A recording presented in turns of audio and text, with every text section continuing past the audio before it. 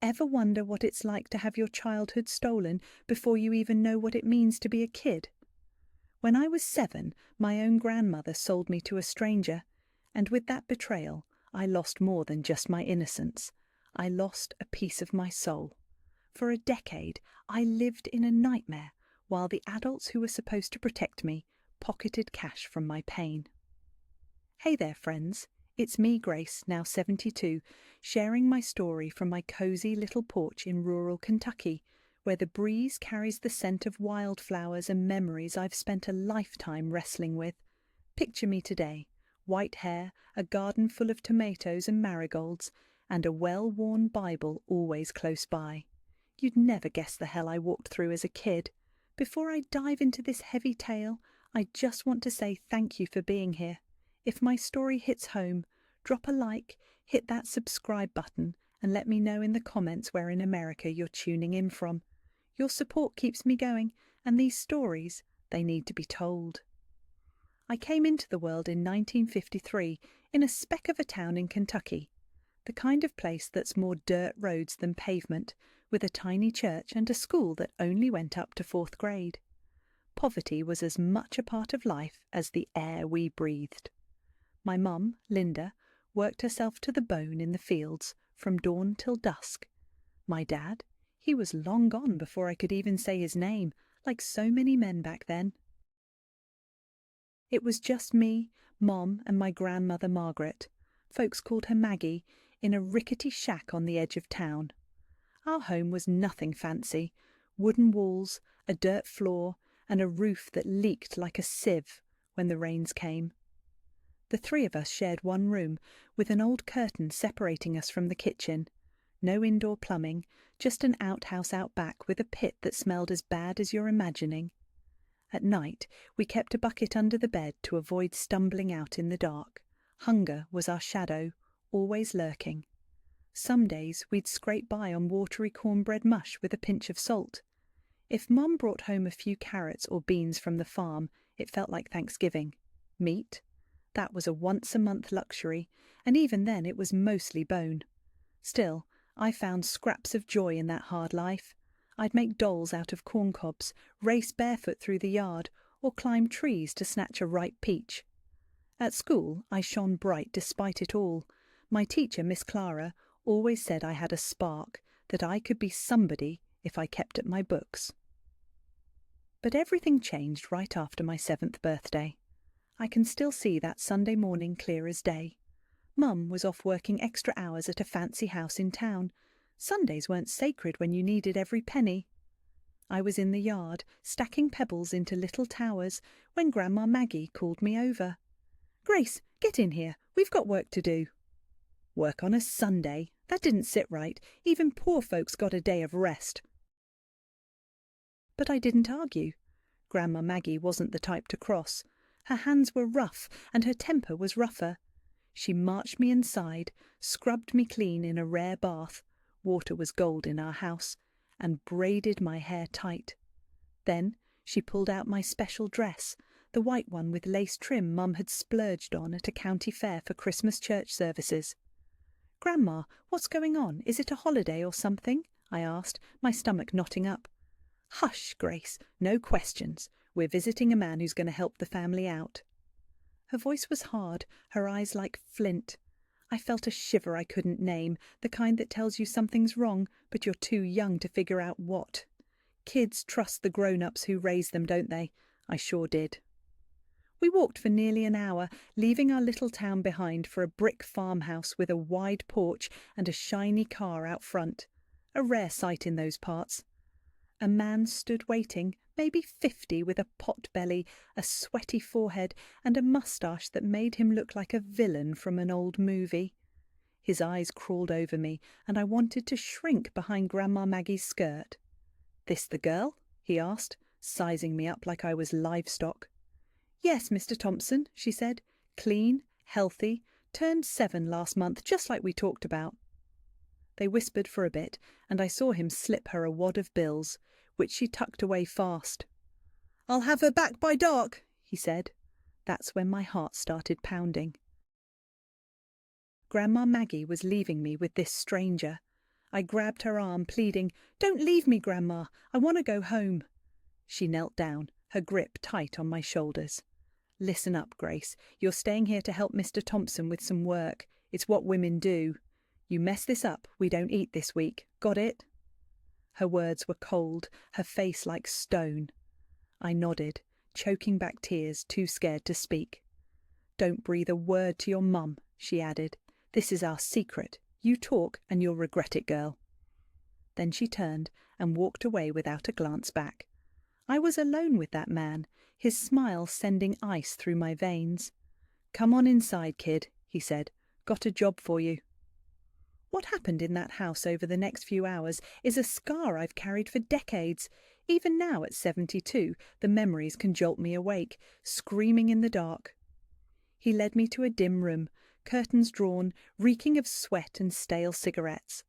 He said he'd teach me women's work to help my family, that I'd be a good girl if I did what he wanted. I won't drag you through the details. Some pain is too raw to spell out, even after all these years. But a 7-year-old doesn't have the words or the strength to process that kind of violence. I cried, I begged, I called for Mum, for Grandma Maggie. None of it stopped him. When it was over, I was shaking, bleeding, and broken. He cleaned me up with a scratchy towel, stuffed me back into that stained white dress and hissed, "Tell anyone, and I'll come for your mum and Grandma, understand?" I nodded, mute, my body there but my spirit somewhere else, hiding from the hurt. When Grandma Maggie came back at dusk, she barely looked at me or the ruined dress. "You did good," she said, like I'd finished a chore. "That's how it's got to be." On the walk home, she told me this was normal, that every girl went through it, that the money she got would feed us for a week. "Don't look so glum, Grace. It wasn't that bad. Next time will be easier." Next time. Those words hit like a punch, and I threw up right there on the roadside. She patted my back, annoyed. "Quit the drama. You want us to starve? Want your mum to work herself sick? This is how you help the family. Other girls your age have it worse." When we got home, Mum was there, her face tight with worry. Grandma Maggie spun a lie about visiting a sick friend, saying I'd gotten dirty playing with other kids. I wanted to scream the truth, to beg Mum to save me, but fear and shame glued my mouth shut. That man's threats, Grandma Maggie's warnings, and a deep, gnawing guilt, like I'd done something wrong, kept me quiet. That night, curled up on the lumpy mattress next to Mum, I sobbed silently until I passed out. She held me tighter than usual, like she sensed something was off, but she didn't ask. Maybe she was too tired. Maybe she was too scared of the truth. What I didn't know then, and wouldn't learn for years, was that this was just the start of a long, dark road. Grandma Maggie had found a way to make money, and I was the price.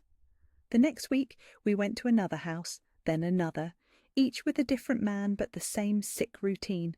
She'd dress me up, take me there, collect her cash, and leave me. She fed Mum lies about helping neighbours or picking up charity clothes, always when Mum was working far from home. Sometimes Grandma Maggie didn't even leave.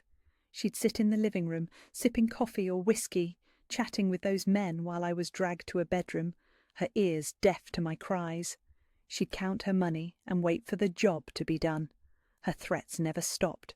Refuse to go? No food for a week. Tell anyone? She'd send me somewhere worse, a place bad girls never came back from. "That's life, Grace," she'd say. "Women are born to suffer. Learn it now and it'll hurt less later." But one day I tried to fight back. One day I just couldn't take it anymore. I was almost 10, and when Grandma Maggie called me for another job, I dove under the bed, curling up tight against the wall. She wasn't having it. She yanked me out by my hair, her apron belt cracking against my skin until I was sobbing and bruised. Then she locked me in the backyard shed where we kept firewood and rusty tools for 2 whole days. No food, just a trickle of water poured into a tin plate like I was some stray dog. When she finally dragged me out, I was so weak, so terrified, that I stopped fighting.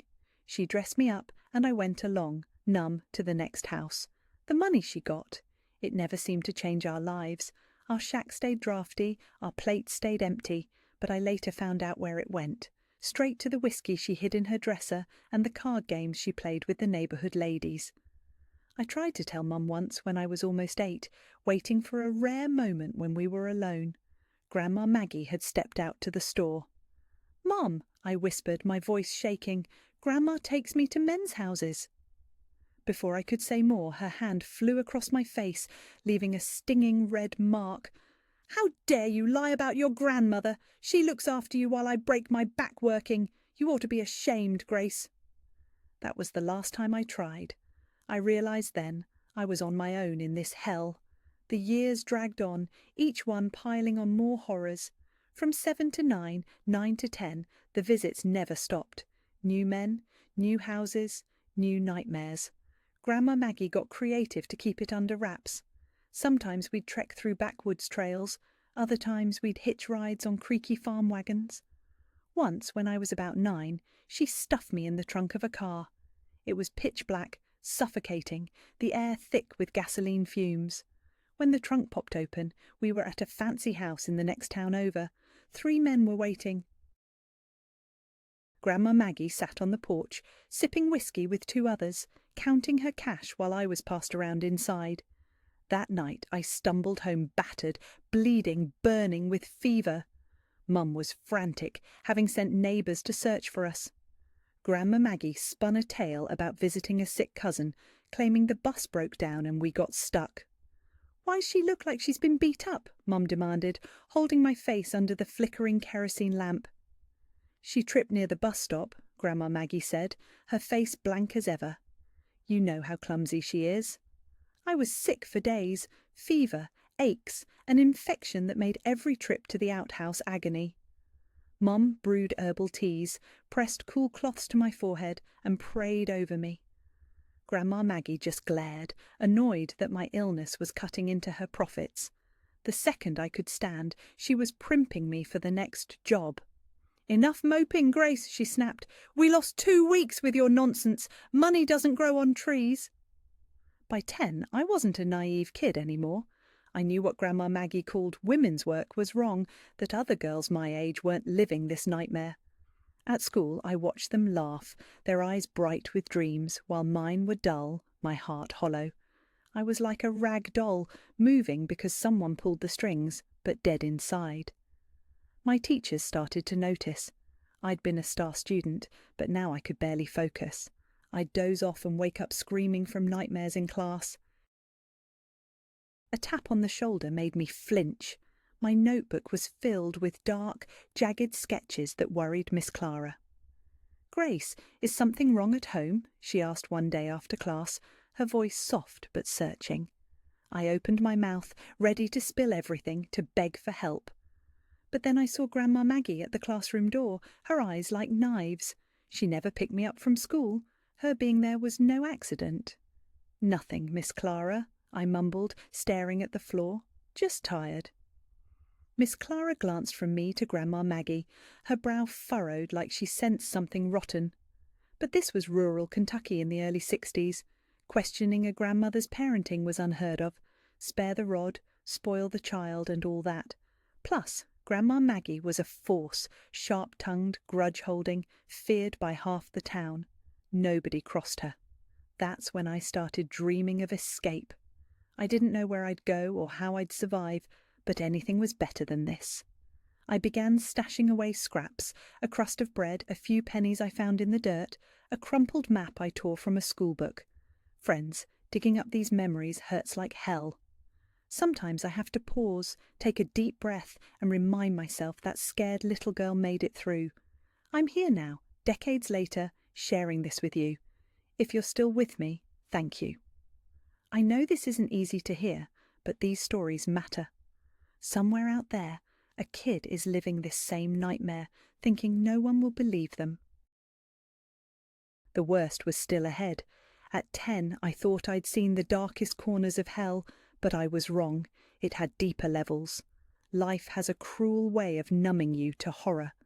When pain comes day after day, it doesn't sting less. You just learn to survive it. Your mind splits off, watching from a distance while your body endures. That's how it was from 10 to 12. The terror became routine, not easier, just familiar. I knew what was coming when Grandma Maggie called in that sharp tone. "Grace, brush your hair. We've got work today."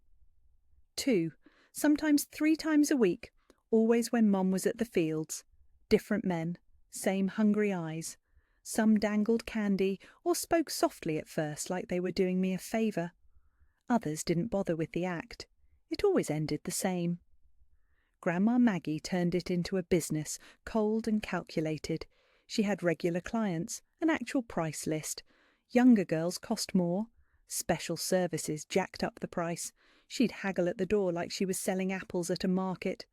"She's clean, healthy, this is the price. Extra time, that's more." "Something different? We can talk." I stood there, head bowed, while she priced me like a thing, not a person. Sometimes she'd leave and come back later.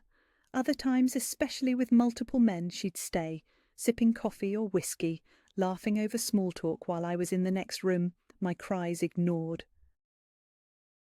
One time, when I was 11, she took me to a sprawling farm for a bigwig's birthday, some guy called Colonel Hank, a bloated man I'd seen before. The place was a mansion, with workers bustling and music blaring from a jukebox. Grandma Maggie had sewn me a pink dress with bows, making me look younger than I was. "It's a special day," she said, tying my braids. "Colonel Hank's turning 50. He paid good money, so you be sweet, hear me? Do whatever he and his buddies want." We got there at dusk, the party already wild with drunken men swaying to twangy guitar. She led me to the back, where Hank and 3 others waited, their eyes bloodshot, steps wobbly from liquor. "The birthday gift's here," one of them hooted, leering at me. Hank grinned, patted my head like I was a pet, and handed Grandma Maggie a thick stack of bills. Her eyes lit up as she counted it, more than usual. "Make yourselves at home," she said, tucking the money away.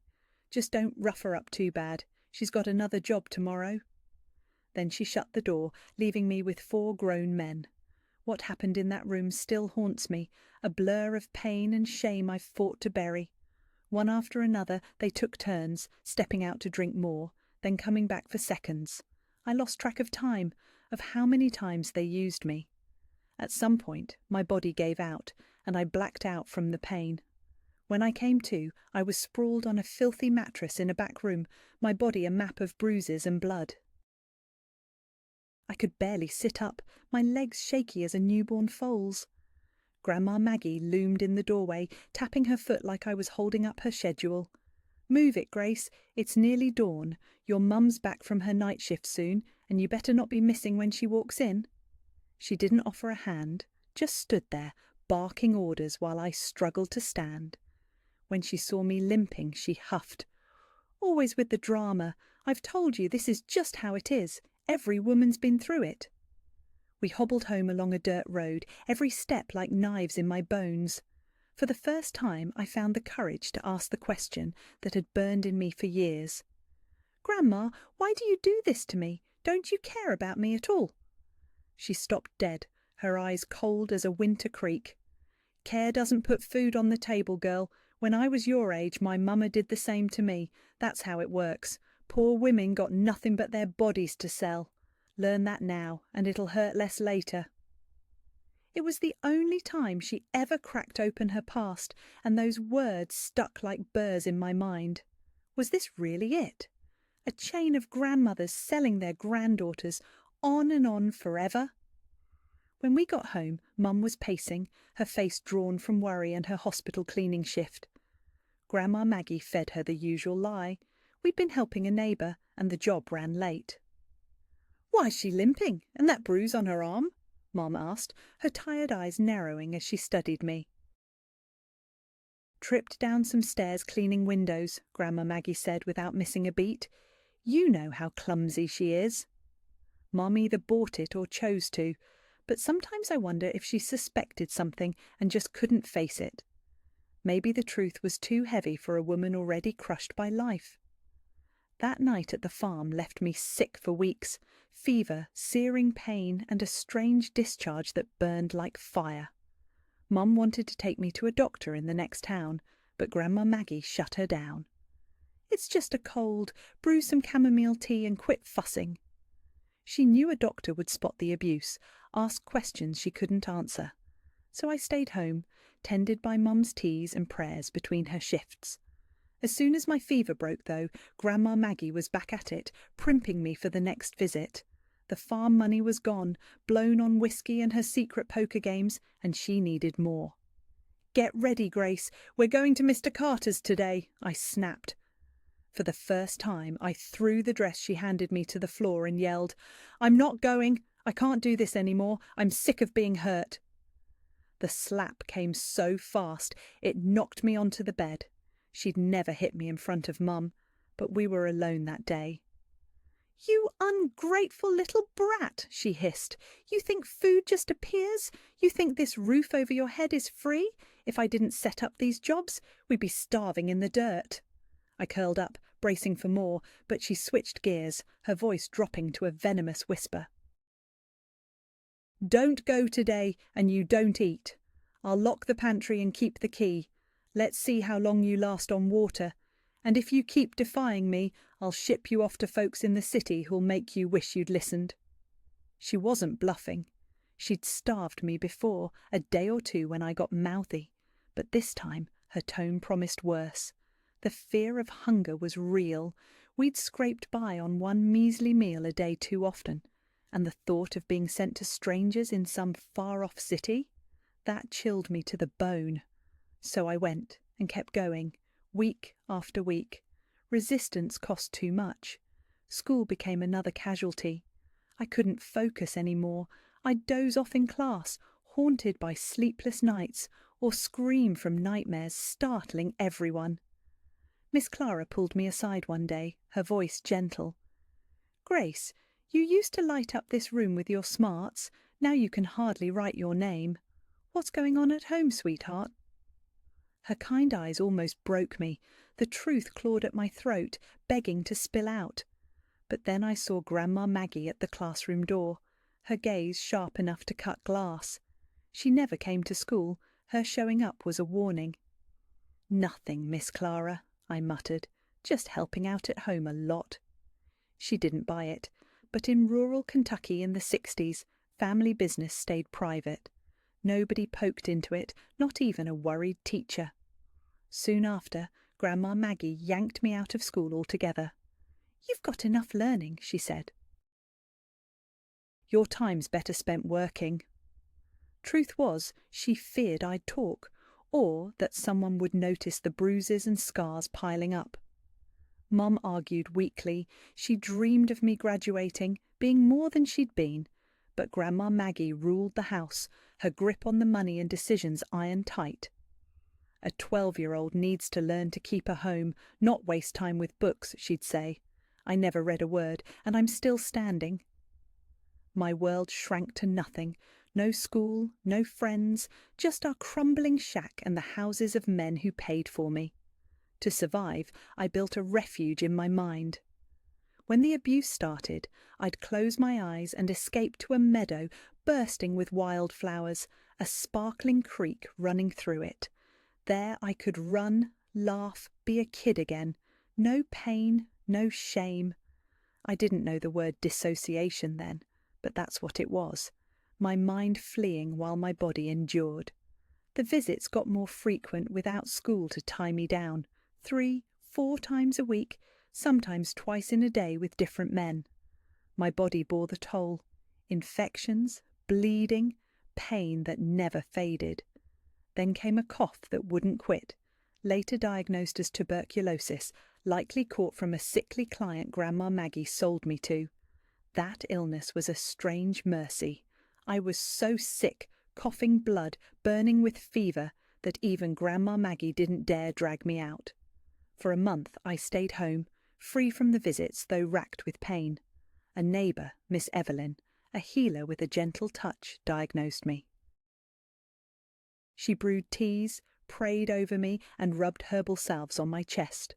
Slowly, I clawed my way back to health, but the moment my cough eased, Grandma Maggie was ready to throw me back into the fire. Miss Evelyn stepped in, her voice firm. She's still fragile, Maggie. Push her now, and that tuberculosis will come roaring back. It's not a game." She was the first person I'd seen stand up to Grandma Maggie. Maybe it was her age or her respect as a healer, but Maggie backed off. For a week. That extra week was a lifeline. I gained strength not just in my body, but in my spirit.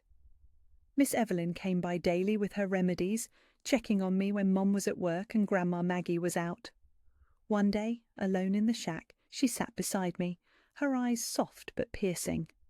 "Grace, these marks on you aren't from falls or accidents. What's your grandmother been doing to you?" Her voice held no judgment, just a warmth that cracked me open. For the first time in years, the truth poured out. I spilled it all, every horror from that first visit at 7 to the relentless abuses at 12.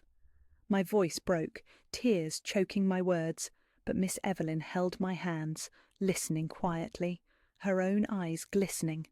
When I finished, I braced for the disbelief I'd seen in Mum's face years ago.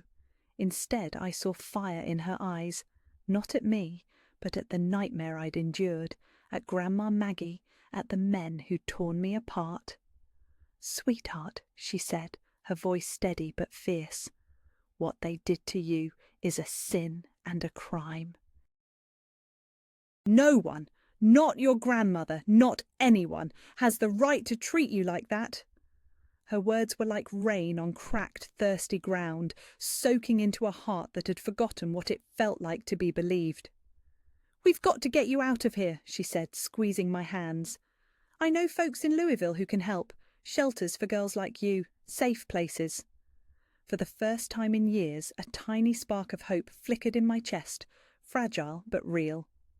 "What about Mum?" I asked, my mind racing. "Your mum's grown," Miss Evelyn replied. "She can handle herself or come with you, but you, Grace, you're a child and you deserve to be safe." That night I lay awake, the thought of escape, a life without those men's hands on me, too big to let me sleep. But life's got a cruel way of yanking the rug out from under you. The next morning, Miss Evelyn collapsed in her yard. "A stroke," the neighbours whispered. They rushed her to the hospital in the next town, but she didn't make it. My one ally, my shot at freedom, was gone. Her death hit me like a freight train.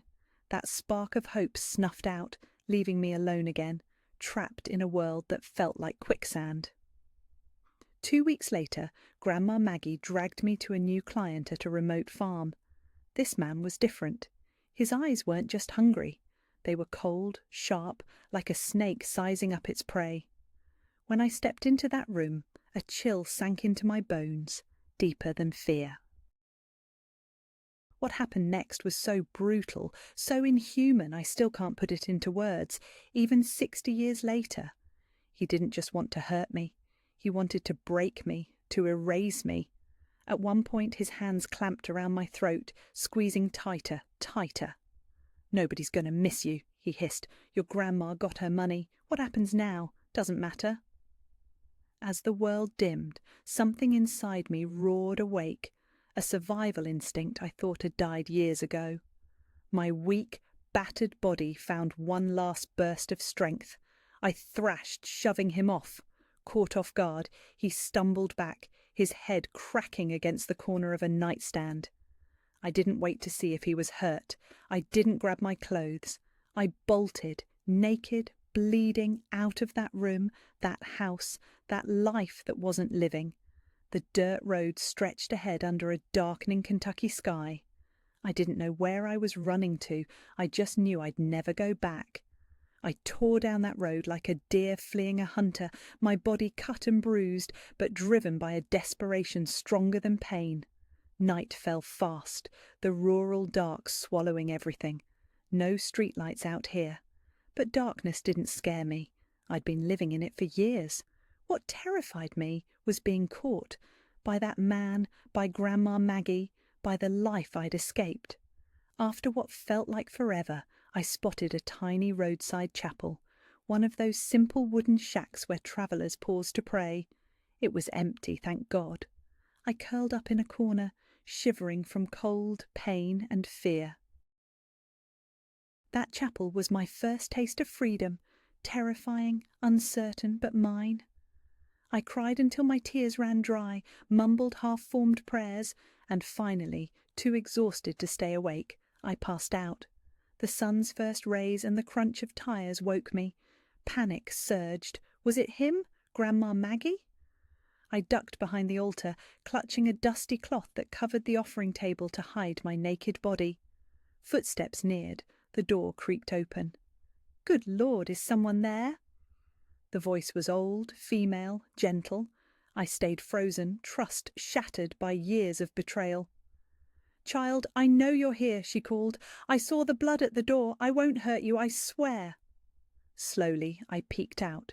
She was a black woman, her white hair pulled into a neat bun, dressed plainly but neatly, a grocery bag in one hand, a rosary looped around the other. "My God," she whispered when she saw me, naked, bruised, blood crusted between my legs. "Who did this to you, child?" I couldn't speak, only sob, a raw, ragged cry that felt different from the night before. It wasn't just fear, it was relief, like seeing a lighthouse after years lost at sea. Her name was Miss Ruth, I learned later. She draped her shawl over me, her hands careful not to touch my wounds, and led me to her old station wagon, bought by her truck driver son. She drove me to her small farm a few miles away, a tidy place with rows of herbs and fruit trees. Inside, she filled a basin with warm water and cleaned my wounds with a tenderness I'd never known, like I was a sparrow with a broken wing. She didn't pry, just cared for me, slipping me into an oversized but clean dress, my first unstained clothes in forever. She made chicken broth, and I ate slowly, my throat raw from that man's grip. Only after settling me by her wood stove did she ask, "You want to tell me what happened, sweetheart?" And for the second time I let it all pour out, from the first job at 7, to the years of men, threats and hunger, to Mum's disbelief, to Miss Evelyn's death, to the man who tried to choke the life out of me. I told her how I ran, barefoot and bare, with no plan but away. Miss Ruth listened, tears tracing her weathered cheeks. When I finished, she took my hands and said, "You're safe now, Grace. As long as I'm breathing, no one's laying a hand on you again." I hid on her farm for 3 months. Word got around that Grandma Maggie and Mom reported me missing, spinning tales to the sheriff about me being a troubled kid who stole money and ran. The man I'd pushed, he survived, but he was hunting me too, itching for revenge over the gash on his head. But no one thought to check Miss Ruth's quiet farm.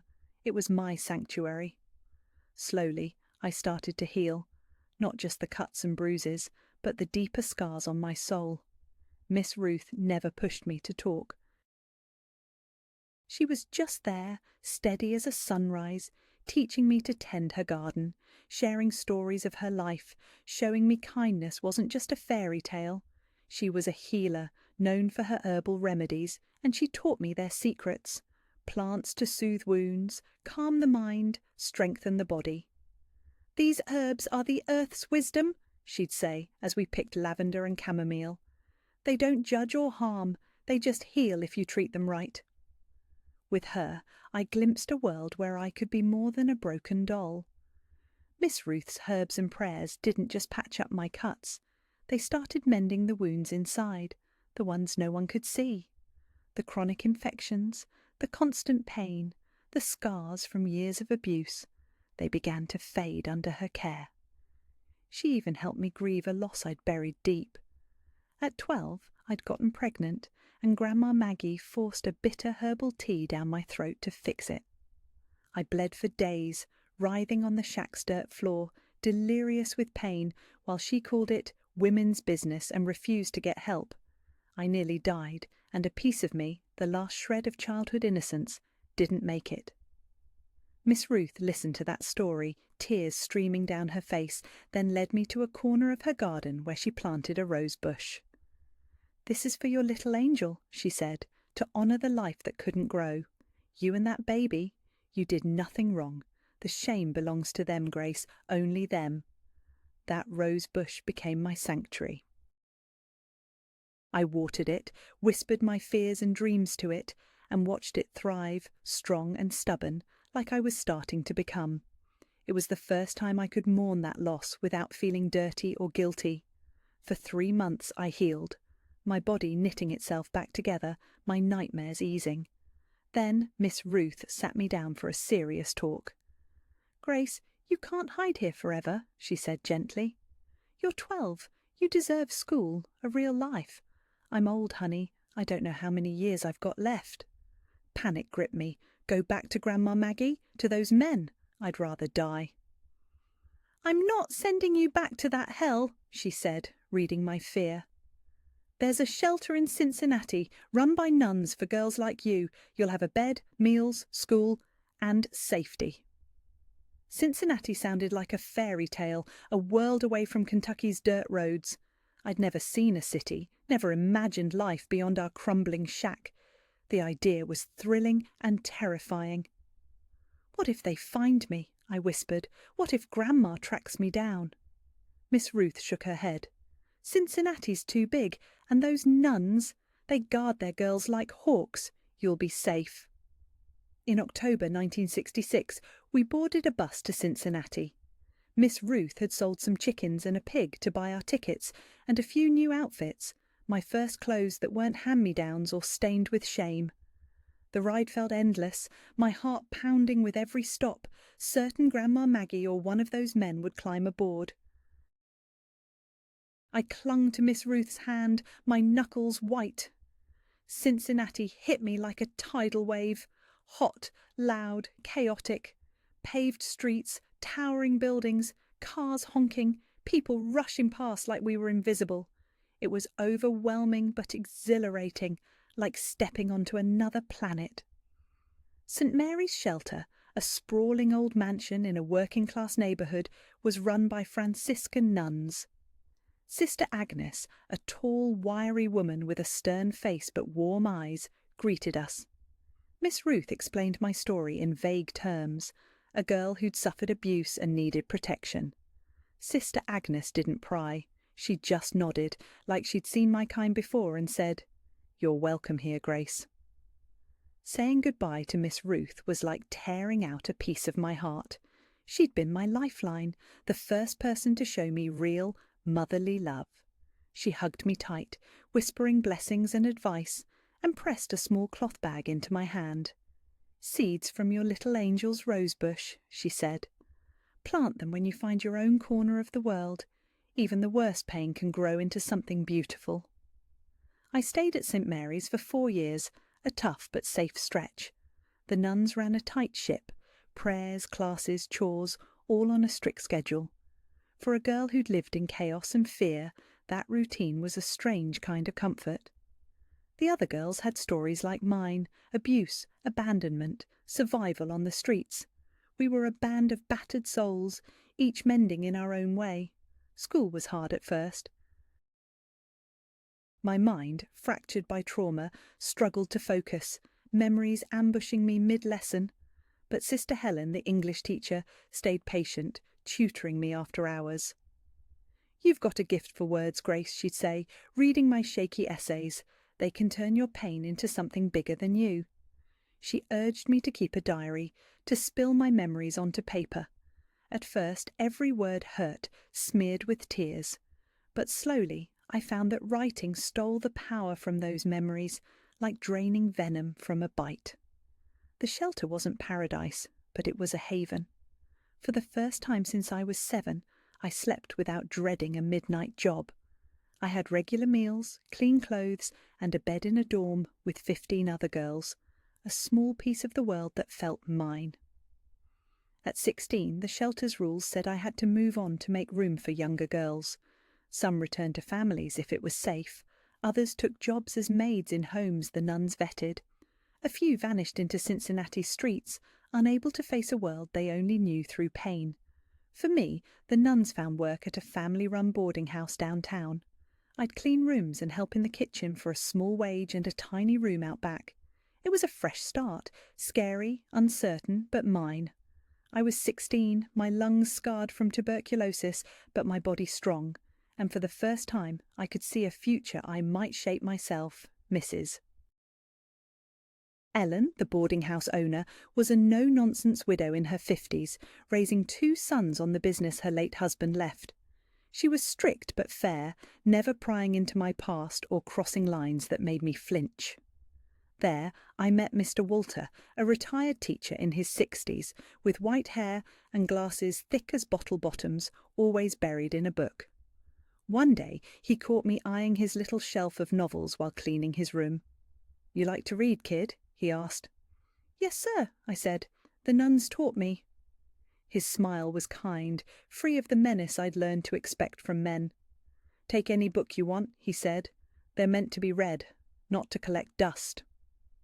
That sparked an unexpected friendship between a scarred 16-year-old and a bookish old man. He lent me novels, talked about their stories, explained words I didn't know. Through those pages I discovered worlds I'd never dreamed of, lives so unlike mine they felt like magic. Mr. Walter never once stepped over the line, never made me feel unsafe. He was the first man I could trust, a father figure I'd never had, caring about my future without asking for anything back. He pushed me to finish school, helping me enroll in a night GED program. I worked days at the boarding house, studied nights, bone-tired but hungry for more.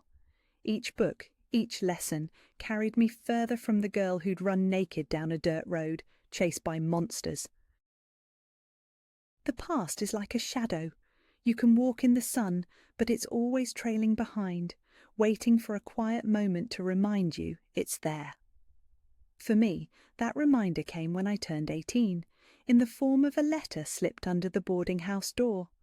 It was from Miss Ruth, the woman who'd found me broken in that chapel and given me a safe haven. We hadn't spoken since I left for the shelter in Cincinnati. Safer that way, to keep Grandma Maggie off my trail. Her handwriting was shaky, the note short. She was dying, didn't have long, and wanted to see me one last time. She included a bus ticket back to rural Kentucky and her farm's address.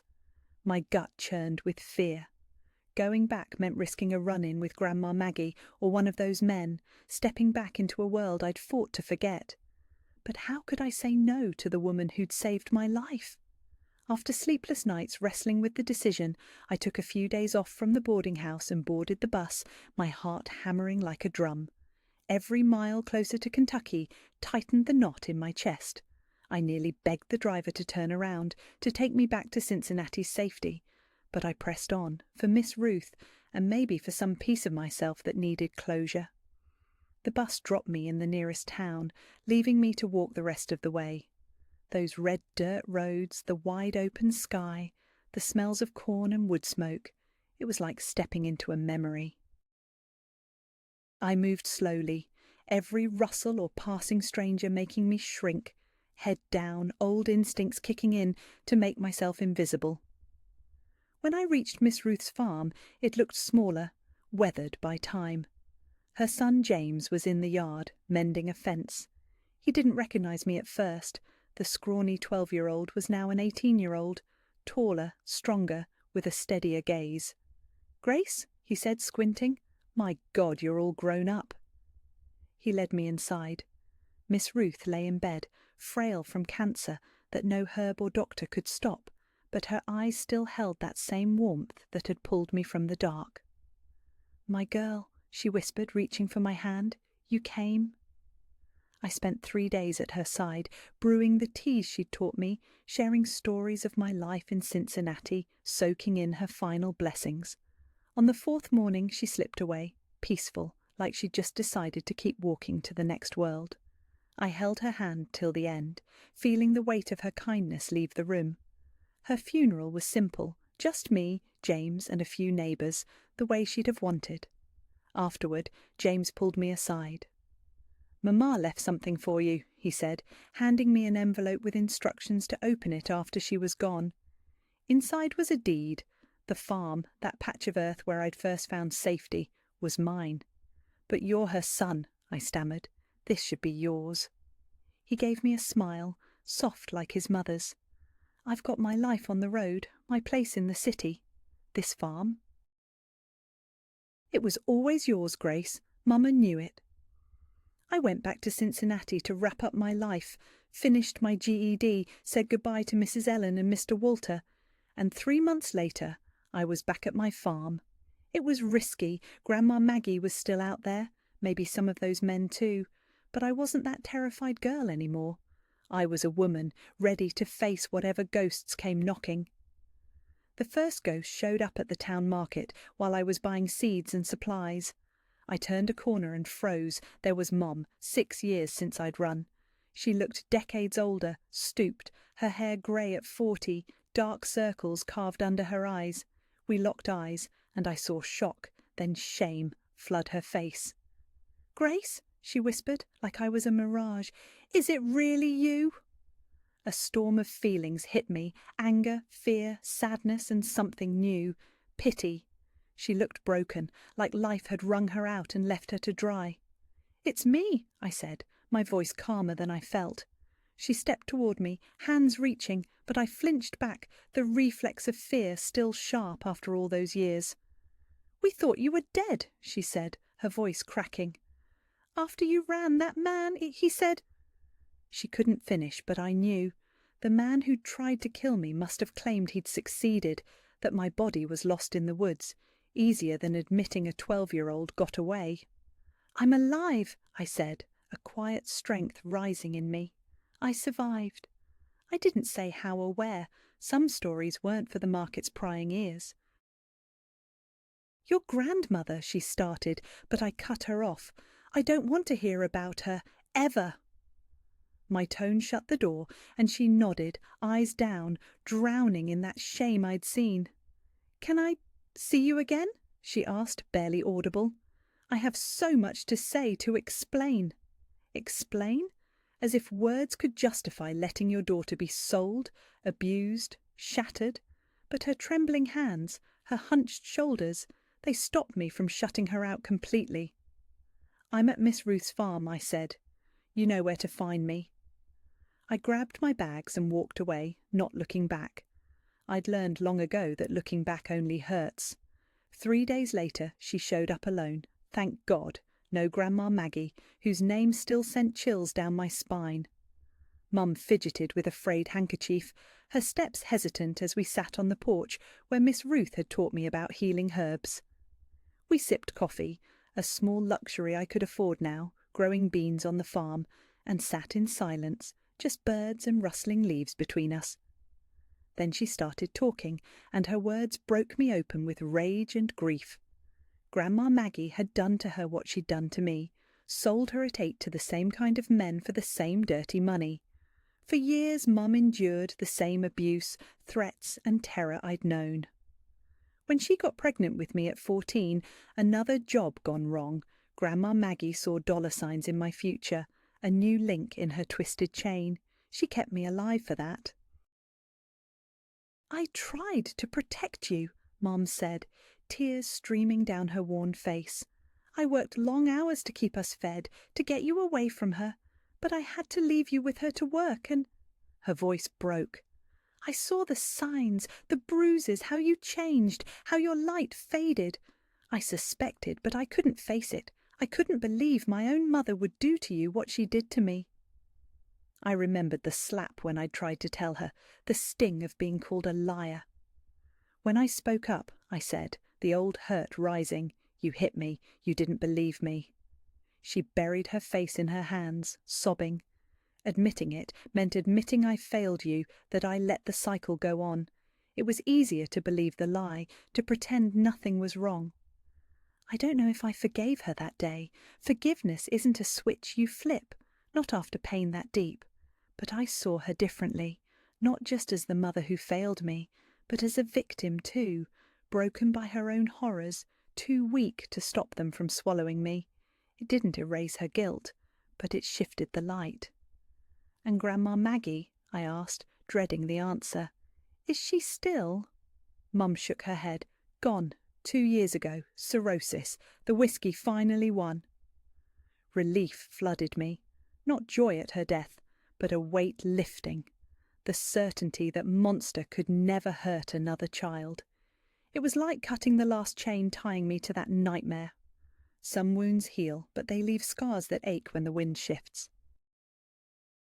Living on Miss Ruth's farm, my farm, gave me a peace I'd never known, but the past still whispered in the quiet moments. I'd walk by that rose bush, the one planted for the child I lost at 12, and feel both comfort and pain. That loss, forced by Grandma Maggie's bitter herbs, nearly killed me. Days of bleeding, delirious on the shack's dirt floor while she dismissed it as women's work. Miss Ruth changed that. When I told her, tears in her eyes, she took me to her garden and planted that rose bush. "This is for your little angel," she said.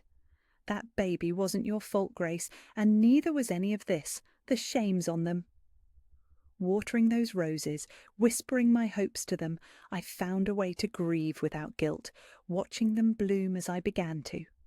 Those 3 months on her farm stitched my body and soul back together.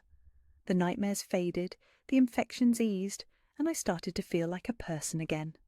But Miss Ruth, wise as she was, knew I couldn't stay hidden forever. "You're 12, Grace," she said one day, her voice soft but firm. "You need school, a real life. I'm old. I don't know how much time I've got left." The thought of going back to Grandma Maggie's world made my heart seize. "Not there," she promised, seeing my panic. "There's a shelter in Cincinnati run by nuns for girls like you, safe, with beds, food and school." Cincinnati felt like a dream, a place too big for my small world of dirt roads. "What if they find me?" I asked. She smiled. "Those nuns are tougher than a Kentucky winter. No one's getting to you." In October 1966, we took a bus to Cincinnati, Miss Ruth's savings from selling chickens, and a pig covering tickets and new clothes, my first that weren't tainted by the past. The ride was torture, my eyes scanning every stop for Grandma Maggie or one of those men. Cincinnati hit like a thunderstorm, loud, crowded, all concrete and honking cars. St. Mary's Shelter, a creaky old mansion in a gritty neighbourhood, was run by Franciscan nuns. Sister Agnes, tall and stern but with kind eyes, welcomed me without questions after Miss Ruth shared my story in hushed tones.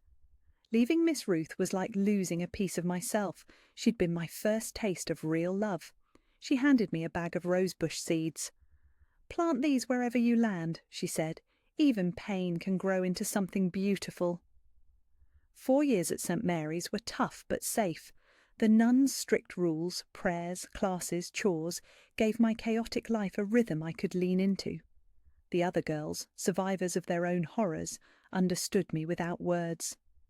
School was a struggle at first, my mind still tangled in trauma, but Sister Helen, my English teacher, saw something in me. "Your words are a gift, Grace," she'd say, staying late to help me catch up. She got me writing a diary, each page pulling the poison from my memories. Slowly, I slept without fear, ate regular meals, and claimed a bed among 15 other girls, a small corner of the world that was mine. At 16, the shelter's rules pushed me out to make room for younger girls. Some went back to families, others took jobs or got lost in the city's shadows. The nuns found me work at a downtown boarding house, cleaning and cooking for a small wage and a back room. Mrs. Ellen, the owner, was a tough but fair widow, never prying into my past. There I met Mr. Walter, a 60-something retired teacher with a shelf of books that called to me. "Like to read?" he asked, catching me staring. His kind smile, free of danger, was new to me. He lent me novels, taught me their worlds, and became the father I'd never had, pushing me to enroll in a night GED program. Days working, nights studying. It was grueling, but every lesson carried me further from that girl who ran barefoot from hell. The past caught up when I turned 18, with a letter from Miss Ruth. She was dying, wanting one last visit. Going back to Kentucky risked everything, but I couldn't refuse her. The bus ride was a gauntlet of fear, the dirt roads a map of old terrors. At her farm, frail but warm, she held my hand for 3 days as I cared for her, repaying her kindness. She passed quietly, leaving me the farm, my sanctuary now mine forever. Back at the farm after finishing my GED, I faced my mother at the town market, her shame and my survival clashing in a single look. Days later, on my porch, she confessed her own abuse at Grandma Maggie's hands, her failure to protect me born of her own brokenness. When she said Grandma Maggie was dead, whiskey's final victory, I felt a chain break. Forgiveness, that's a long road. But understanding her pain shifted something in me. That farm became my home, my healing ground. I planted Miss Ruth's rose seeds, watched them bloom, and built a life from the ashes of my past. I grew herbs, sold them at markets, and started teaching other women, survivors like me, how to heal with plants, just as Miss Ruth taught me. My mother visited sometimes, and we'd sit, talk, slowly mend what we could. The pain never fully leaves, but it doesn't own me anymore. I'm Grace, 72 now, telling you this from my Kentucky porch, where the roses still bloom. If my story touched you, share it. Somewhere a child needs to know they're not alone, that their voice matters. Thank you for listening, friends.